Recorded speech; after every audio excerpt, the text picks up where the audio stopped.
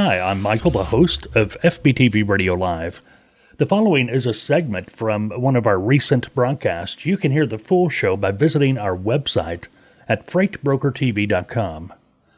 You can find FBTV Radio on your favorite podcasting app, or you can listen to FBTV Radio Live every Friday morning at 10 a.m. Central Time.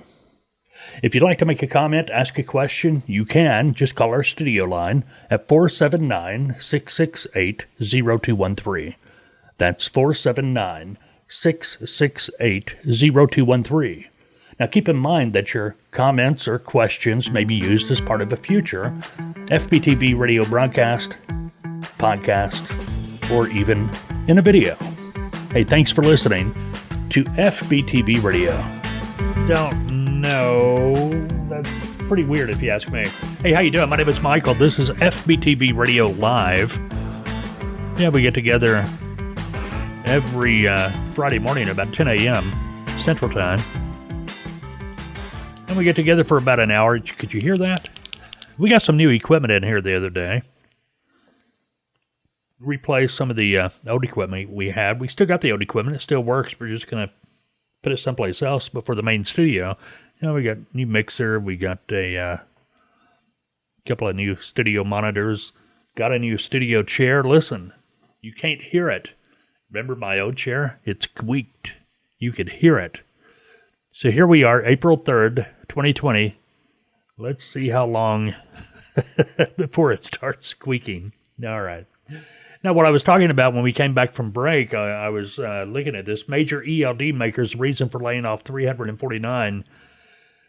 And the headline says, should give truckers cause for concern. It caught my eye because I thought concern in a good way. Hey, they're going out of business. I don't like ELDs. I don't know many drivers that do. As far as that goes, some say they don't care. And that's fine. I know the way I drove, ELD, if ELDs would have came out about the time I started driving, I wouldn't have been driving very long. Just that simple. Too restrictive. Yes, there are laws out there to protect the public. And yes, a responsible driver knows that to protect the public, they've got to know themselves. ELD's not going to make it responsible. A logbook isn't going to make a driver responsible. It's going to be the driver, period. I don't care. You can legislate anything you want to try to get the driver to act responsibly, but it doesn't matter. It's on the individual driver. Okay? But the story caught my eye because, I thought, hey, cool, they're going out of business. Maybe they'll get this ELD thing, electronic login device turned around. Give me the paper log. Any day of the week, paper log. Yes, I know it's a little bit of work, but when I was driving, I could make more money. We're going to be talking about something else. I got called lead light something. Somebody isn't willing to change. I'm willing to change. Just make it better. Okay? Make it better. That's the question we got. We're going to be answering from a listener that called in on the studio line. If you're not familiar with the studio line, well, you can call it. It's 479-668-0213. Record your comment, question, or message. But know that by leaving a comment, question, or message, you're leaving your consent. You're giving us consent to use your comment, question, or message on a future broadcast, podcast, or YouTube video. But anyway, now what's going on here is the ELD provider Keep Trucking. They've laid off a large percentage of its workforce due to worry about the economic impact of coronavirus on trucking. And that don't make a lot of sense, but okay. ELD and Fleet Management Solutions provider Keep Trucking laid off 349 workers. That's about 18% of the company's total workforce. That happened here the last day of March. The workers were informed of their immediate termination by a letter from company CEO, and I can't pronounce his name.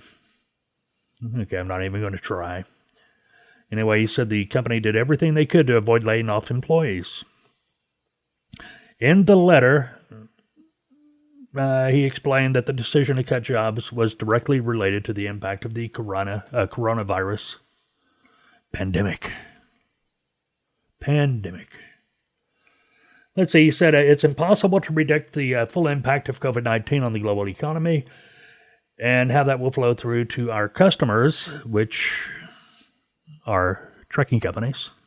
But it's clear that the economic output in North America is contracting rapidly. Our data science team has observed a 10% reduction in vehicle activity over our network over the past 2 weeks, with the hardest hit regions declining more than 20%. If this pandemic spreads across North America, we are facing an extended quarantine that will inevitably increase churn, lower rates of new customer acquisition, and cause our total annual revenue to contract. In addition to the layoffs, he announced he would take no pay during the coronavirus crisis and that the co-founders of the company would take a 50% pay cut. The company is also canceling employee bonuses for 2019 and cutting salary by 10% for all employees earning at least $50,000. But the headline reads, concern for truckers. I don't get it. I see no concern there at all, but... And I got that story from a website. I'm not going to say which website. It's out there. I mean, I'm sure it's popping up all over the place, but I usually they got pretty. It's a good story, but usually they don't have that kind of a headline, for it. To me, the headline: major ELD makers reason for laying off 349, or no, that wouldn't be the headline. Just part of the headline of the actual headline: major ELD maker laying off 349 people. That's the headline. Okay, because there's no concern for truckers, because we all know the trucks are going to roll. The country has to eat. It has to be resupplied. And the only way that's going to happen is by trucks. Did you see that article the other day? What was it? Southwest Airlines converting some of their planes to haul freight for the first time in its history. And then I saw another story where air freight, the rates are skyrocketing. That's crazy. At the time we need you the most, you're raising the rates. Okay, but business is business, I reckon. All right, before the break, I was telling you about this EIDL loan. It's the Economic Injury Disaster Loan Program, and they are accepting applications. Now, I am going to be talking about this a lot, be it in a podcast, in YouTube videos, in our radio shows, and whatever, okay? Because it's important this message gets out. Because some of you, man, I feel the pain. I feel it, and it could happen to anybody. Some people out there are self-employed. Let me give you an example. My barber. Hey, the state just said, hey, starting tomorrow, you can't open. You got to be shut down. And it's not just barbers here in Arkansas. It was tattoo parlors, beauty salons, anything like that. They're closed.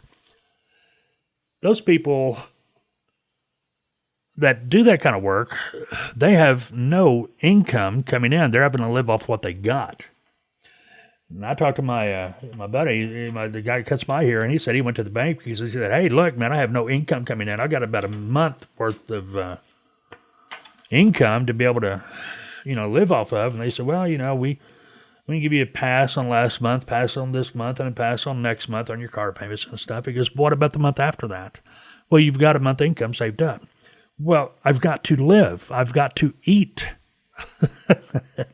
Something's going to have to come down the pike from the government that's going to tell these loan companies and stuff, or the financing companies and things like that. You're going to have to chill out. Seriously. We came out on the other side of this. Everyone is, a lot of people, majority of the people out there that are living, that are hurting, I'll just say it, we're all going to have a bad credit rating. Now what do we do? What do we do now? We get a bad credit rating at the other end of this. There's got to be an adjustment. Something's going to have to give. And I think when we get on the other side of this, honestly, I think we're going to make the economy's going to boom, man, just like the end of the war, World War II. I think it's going to come back and it's going to boom. And I think, too, a lot of the manufacturing and things we sent overseas to China, we're going to start making it at home. I think we're going to be a manufacturing country again.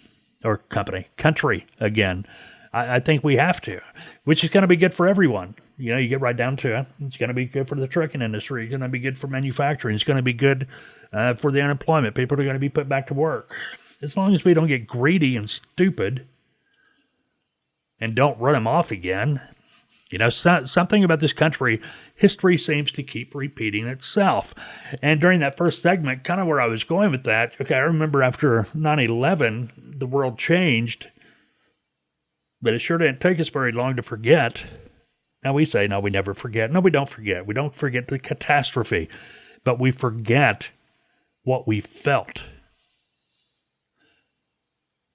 You see what I mean? I just hope we don't forget it here. I hope we don't get 2 or 3 months on the other side of this and go, oh, well, it's so much easier to get it from China. I hope we don't get that way again. If we do, well, we're just setting ourselves up for another one of these. And none of us want that. Now, let's get back to the Economic Injury Disaster Loan Program. It's made available by the SBA. The posted application for the loan is online at sba.gov, I believe. It's part of the United States' recent coronavirus relief legislation. This past Monday, I was notified that the application's up. Economic injury disaster loans are for up to $2 million that carry interest rates up to 3.75% for companies, as well as principal and interest deferment for up to 4 years. Now, these loans may be used to pay for expenses that could have been met had the disaster not occurred, including payroll and other operating expenses, small businesses, independent contractors, and sole proprietors negatively affected by COVID-19. Listen up. You are encouraged to apply. Now, I'm not saying go out there and try to get $2 million, but you're going to get an interest rate you can't beat. It's going to help you get through these times. It's going to help you to get on the other side to where you can start rebuilding. Well, Michael, they're talking about September, October. How much money? Yeah, they're talking about that. But do you really think this country is going to sit by and stay indoors till September, October? Do you really think? I mean, it's just not in our nature to sit still. Now, granted, we got a lot of the people out there that everybody got a trophy, and nobody kept score at their games. That may have a little flakiness to them, but we're not worried about them. We know what America is. We know how to make it work. It's one thing we do know is that don't tell us no. Don't tell us we can't, because Americans can. We've proved it over and over again. We just got to do it this time. Okay. Now, here's the thing. Let's get back to this loan. As part of this emergency legislation, small businesses, independent contractors, and sole proprietors, is everybody listening to this? If you're a truck driver, you're an owner-operator leased onto a company, if you're an owner-operator with your own authority, if you are a freight broker, a mom-and-pop freight brokerage, if you are a freight broker agent, if you are self-employed in this industry, if you are a freelance independent dispatcher, okay, you hearing me? Do you hear me? Okay. You can obtain an advance of up to $10,000.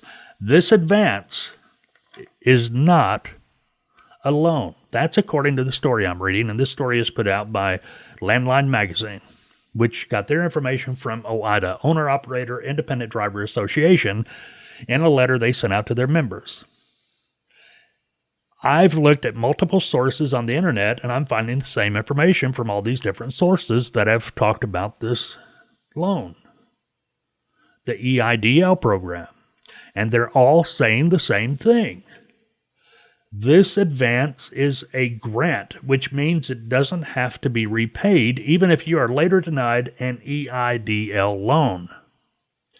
Under the legislation, the Small Business Administration is required to provide this grant within 3 days of application. I hope you heard all that, and I hope you take action. If you're sitting there, holding your breath going, holy cow, how am I going to get through this? From what I'm reading here, and believe me, by this time next week, I'm going to know if this is real or not. If everything I've seen here. Because I did. I went to the SBA.gov website, and yes, it's up there, right at the top of the page. Yellow line, EIDL loan. And, I went through the application. I looked at it. It's pretty simple, But we'll know. We'll know by this time next week because I will be hearing from people. I will know if people are getting their $10,000. Now, $10,000, if this thing lasts 6 months, it's a drop in the bucket. It's going to help us through now. And if you do get the $10,000, you need to put it away. Don't get into it. Just stick it up because it's there. What I'm getting at is don't go out here buying a lot of chrome for the truck. You get the idea? Put it away because you may really need it if this thing goes on too long. But we'll see. And yeah, you're going to hear me talk about this a lot, especially between now and next week, because by next week I'm going to know if people are actually getting their money, if it's actually that. It makes it sound really easy in this article, and it sounds just as easy in the other articles I've read too. But I sure hope they're right. Now, I did talk to my accountant yesterday, and he wasn't sure about it being a grant. He hadn't heard anything about that yet, But, his recommendation was apply, try to get the money. If it's there, you got to reach out and pluck it, get it off the tree. But if it is true, man, you're going to hear me yelling from the highest mountain to everybody about that, and you should be telling your friends too. All right, coming up, boy, things are sure doing a 180 in Florida. Have you seen that? Wow, we're going to be talking about that here when we come back here in a couple of minutes. This is FBTV Radio Live.